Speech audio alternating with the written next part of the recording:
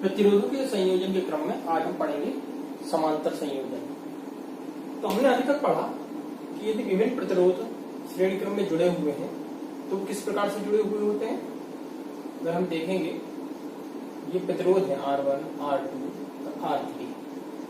तो पहले प्रतिरोध का जो बाद का सिरा रहता था वो दूसरे प्रतिरोध के पहले सिरे से, दूसरे सिरे का जो अंतिम सिरा रहता था वो तीसरे प्रतिरोध के पहले सिरे से, इस प्रकार से रहता था। और जो ये पहला था वो धनात्मक था, वो जो अंतिम सिरा था प्रतिरोधों की श्रेणी क्रम का वो ऋणात्मक था। लेकिन समांतर संयोजन में थोड़ा सा संयोजन बदलता है। देखिए, यदि R1 प्रतिरोध है, यही प्रतिरोध ले रहे हैं हम, इसी के माध्यम से समझेंगे। R2 प्रतिरोध है और R3 प्रतिरोध है। अब देखिए, यहां पर संयोजन किस प्रकार से था। इन प्रतिरोधों में संयोजन यानी कि प्रत्येक प्रतिरोध का पहला सिरा धनात्मक इलेक्ट्रोड से जुड़ा होगा और प्रत्येक प्रतिरोध का दूसरा सिरा उसके विपरीत इलेक्ट्रोड, अर्थात अगर ये धनात्मक है तो ऋणात्मक से जुड़ा होगा। तो हम समझ सकते हैं कि ये श्रेणी संयोजन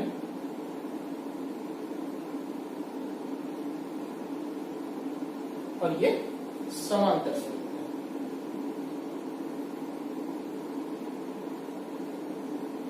ये समांतर संयोजन है। समांतर संयोजन में क्या चीज श्रेणी से अलग रहती है। देखिए, अगर इसके अक्रॉस विभव, इसके आर पार विभव V है, इसके आर पार विभव V है, बैटरी का विभव V है, तो जितने भी प्रतिरोध होंगे प्रत्येक प्रतिरोध का अलग अलग विभवांतर नहीं होगा। प्रत्येक प्रतिरोध का विभवांतर क्या होगा, इसी सोर्स के, इसी सप्लाई के वोल्टेज के बराबर होगा।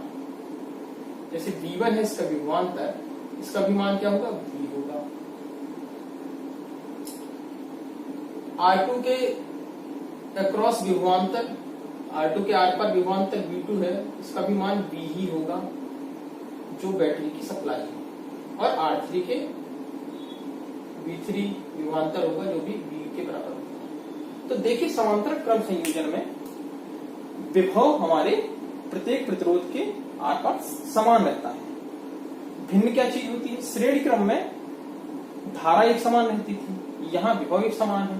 अर्थात यहाँ समांतर क्रम में जो बैटरी धारा दे रही है यानी कि I की सप्लाई करेगी और इसके इलेक्ट्रोड, विपरीत वाले इलेक्ट्रोड पर भी धारा I ही आएगी। लेकिन ये विभिन्न प्रतिरोधों में कितनी धारा बनेगी, ये धारा ही बदलेगी, ये अलग अलग होगी प्रतिरोधों के अनुसार। समझिए कि यहाँ पर ये जो धारा होगी, सबसे पहले I1, I3 इसमें चली गई। अब जो धारा बची इसमें I2 चली गई और इसमें I1 निकलेगी, I2 से आएगी, I3 से आएगी। इस प्रकार से तीनों प्रतिरोधों में अलग अलग धारा बनेगी। प्रतिरोध R1 में I1, R2 में I2 और R3 में I3। लेकिन इस समस्त, इस तुल्य धारा का मान क्या होगा, विभिन्न प्रतिरोधों से होकर भिन्न भिन्न धारा बहती है। यानी कि तुल्य धारा तो हो गई I बराबर I1 plus I2 plus I3, यानी कि तीनों प्रतिरोधों में बहने वाली धाराओं का योग होती है। एवं प्रत्येक प्रतिरोध के अक्रॉस जो विभव होता है वो तुल्य प्रतिरोध के समान ही होता है, यानी कि V1 बराबर V2 बराबर V3 इक्वल टू V। प्रतिरोधकों का वह संयोजन जिसमें सभी प्रतिरोधक एक ही सप्लाई स्रोत से संयोजित हो, वो क्या कहलाता है, समांतर संयोजन। अब एक ही सप्लाई से स्रोत से संयोजित हो, इसका मतलब क्या होता है, जो स्रोत की सप्लाई है वही प्रत्येक प्रतिरोध के आर पार की सप्लाई होगी। यानी कि R1 के आर पार सप्लाई V1, प्रतिरोध R2 के आर पार सप्लाई विभवांतर V2 और R3 के क्रॉस या आर पर विभवांतर है V3, ये तीनों का मान सप्लाई स्रोत के बराबर ही होगा। एवं तुल्य धारा क्या होगी? तुल्य धारा जो है तीनों प्रतिरोधों से होकर जो अलग अलग धारा बह रही है उसके योग के बराबर होगी। ठीक है। अब ओम के नियम से हम जानते हैं कि V बराबर आई आर होगा। आई का मतलब क्या होगा? V बटे आर, या हम तुल्य प्रतिरोध को यहाँ आर से ही हम दिखाएंगे, केवल आर से हम यहाँ तुल्य प्रतिरोध को दिखा रहे हैं। तो आई की जगह हमने रखा V बटे आर, तो I1 की जगह V1 बटे R1, I2 की जगह V2 बटे R2 और I3 की जगह V3 बटे R3। अब चूंकि V1, V2, V3 के मान समान हैं, V के बराबर है, तो हमने यहाँ रखा ये तो V बाई आर ही रहेगा, तुल्य विभव तुल्य प्रतिरोध, ये सप्लाई का विभव है। तो V1 की जगह V आ गया। ठीक है। V को हम उभयनिष्ठ कॉमन ले लेते हैं, तो ये आ जाएगा 1/R1 1 बटे R1 धन 1 बटे R2 धन 1 बटे R3। तो हमारा जो समांतर संयोजन का तुल्य प्रतिरोध आएगा, यानी कि 1 बटे R।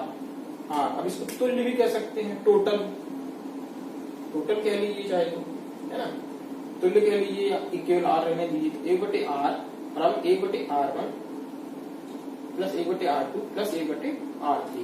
तो ये हमारा निकलता है समांतर संयोजन का तुल्य प्रतिरोध। इसके बाद हम पढ़ते हैं मिश्र समायोजन में क्या होता है। देखिए मिश्र समायोजन जैसा कि आपको सबसे ही इंगित हो रहा है कि इसमें श्रेणी क्रम भी होगा और समांतर क्रम भी होगा। तो जब हमने श्रेणी क्रम पढ़ लिया है और समांतर क्रम पढ़ लिया है, तो मिश्रित क्रम संयोजन पढ़ने में ज्यादा दिक्कत नहीं होगी, वो भी हम समझते हैं।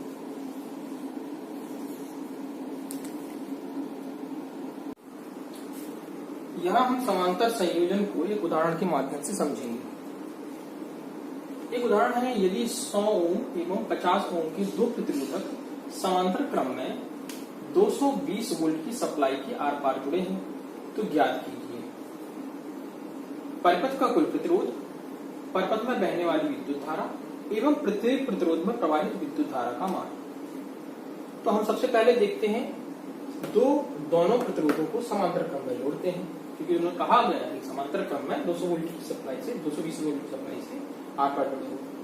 तो R1 प्रतिरोध 100 ओम का, R2 प्रतिरोध 50 ओम का, इसके प्रथम सिरे पॉजिटिव इलेक्ट्रोड से और दूसरे सिरे नेगेटिव इलेक्ट्रोड से जुड़े हुए हैं। देखिए दोनों प्रतिरोध के प्रथम सिरे पॉजिटिव से और दोनों इलेक्ट्रोड के अंतिम सिरे नेगेटिव से जुड़े हुए हैं।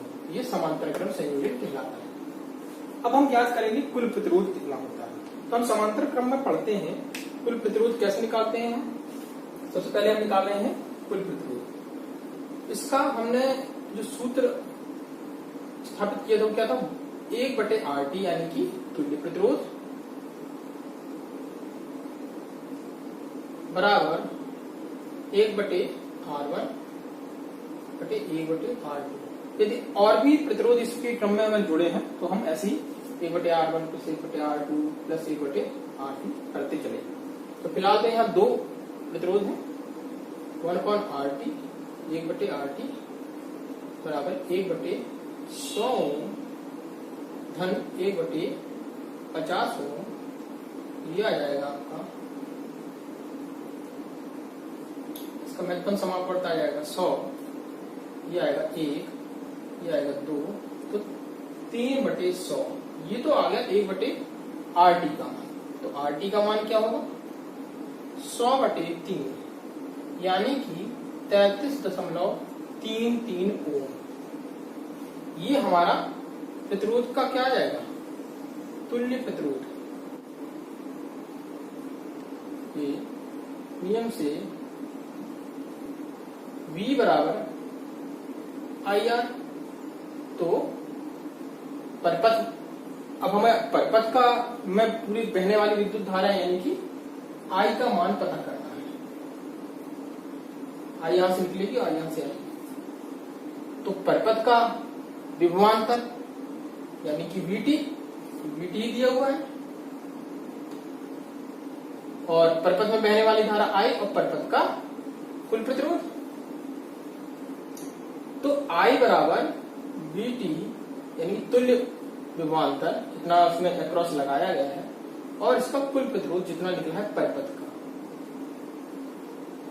देखिए सप्लाई कितनी लगाई हुई है हमने 220 वोल्ट की, 220 वोल्ट की सप्लाई लगाई, 220 बटे तुल्य प्रतिरोध कितना निकाला है तो हम इसको 100/3 के लिख देते हैं, 100/3 इस तरह से लिख देते हैं, थोड़ा सरलता रहेगी कैलकुलेशन में।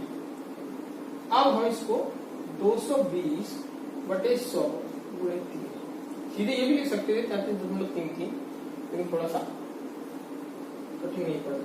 I बराबर क्या आ जाएगा यहाँ, यह आ जाएगा 2.2 गुणे 3, 2.2 गुणे 3 यानी कि 6.6 एम्पियर। ये जो है स्रोत के द्वारा दी जाने वाली कुल विद्युत धारा है।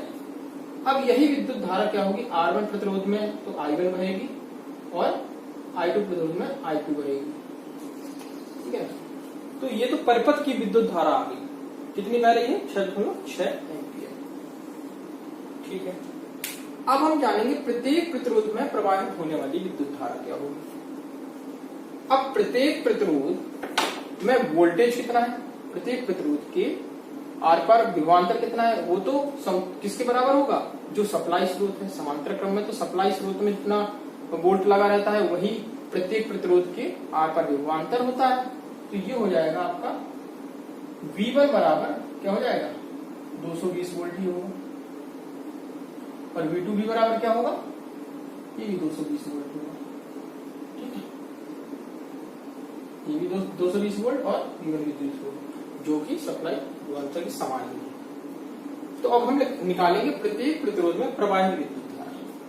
खुद R1 में बहने वाली विद्युत धारा, R1 में प्रवाहित विद्युत